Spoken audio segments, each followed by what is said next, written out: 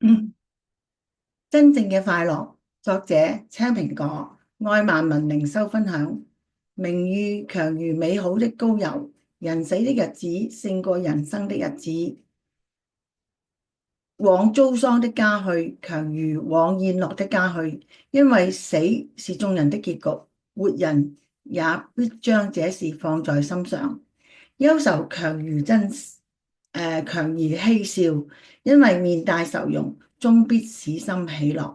傳道書7章1至3節，呢個係所羅門王喺聖經裏面對我哋嘅提醒，亦即係神嘅話語嚟嘅。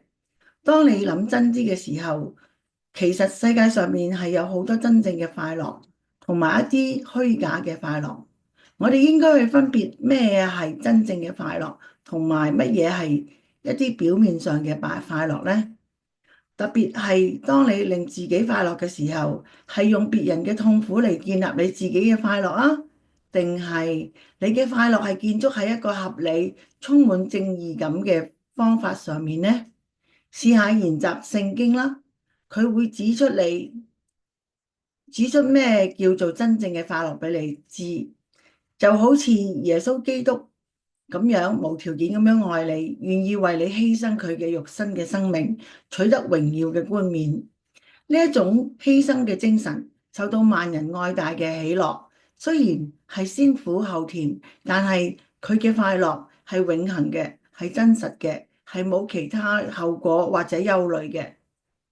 佢甘心樂意咁樣為你犧牲，去表達出世界上面係一個最偉大嘅愛，同時亦都係佢真心嘅快樂，真正嘅快樂。將大恩典俾人嘅時候，可能最快樂嘅人就係你自己㗎喇。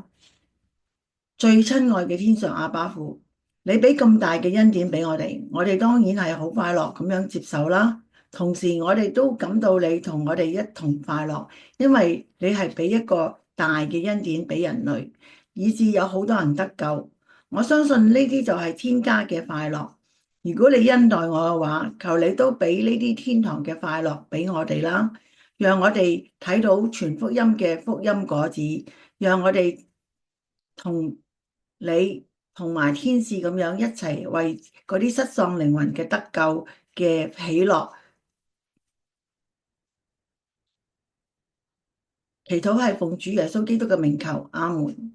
各位網上面嘅朋友同埋主內嘅弟兄姊妹，如果你有感動嘅話咧，就俾個 like 我啦。如果你覺得想同朋友分享咧，就咁 share 啦。如果你覺得想知多啲愛萬民靈修分享嘅小道理嘅話咧，就可以撳右下角嘅鈴鐺，免費訂閱神嘅平安頻道啦。願神大大嘅祝福你，再見。